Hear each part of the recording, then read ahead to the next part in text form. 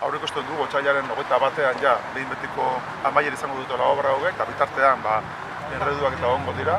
Nola nahi ere trazadu berria tunelaren irekierarekin, gaur egingo dugunarekin berria gaur irekitzen dugu, eta hori guretzako egun historikoa da. Nik esango nuke Mutrikuarrentzako dela Gipuzkoara gerturatzeko ate berri bat, berritxua bentsat, arazoak egon dira, atzerapenak egon dira, baina bukatu dugu eta guretzako gaurkoa egun oso politia eta oso importantea. Otsailean 21ean bukatuko dira obrak, bitartean hemendik ere lan asko dago egiteko.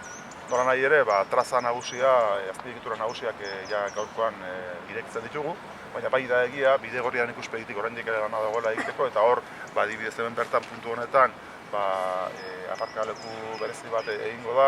Hendik obra dana bukatzeko falta dira batez ere Bidegorriaren lanak, Hondarbeltzen muroa bukatzeko dago, hor danari gara azken revestimentoa edo eskoilera modukoa da, hori bukatzen ari gara, eta gero Bidegorri guztian luminaria gehiena jarrita daude, baina leku batzutan oraindik falta dira. Eta horretaz gain, alkoholeako azken definizioari bukaera ematen ari gara.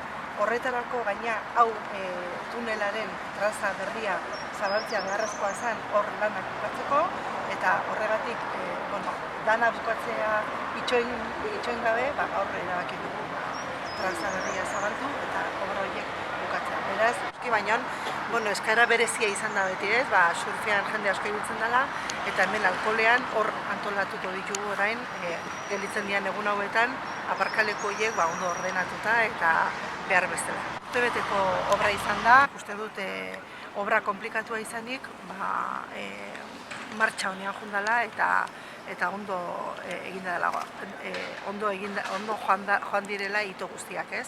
Erronka nagusienak izan dira Ipitxarriko kurba hori, hor zabalkundea handia izan da, muro handi bat baita ere eutsi da, eta gero batez ere gaur zabalduko dugun tunel honen bitartez alkoholeako errebolta guzti hori etentzea. Gaur egun, kamioiak gurutzatu daitezke, lehen ez bezala, eta baita ere ibilgailu guztientzat bide segurtasuna erabat bermatzen da.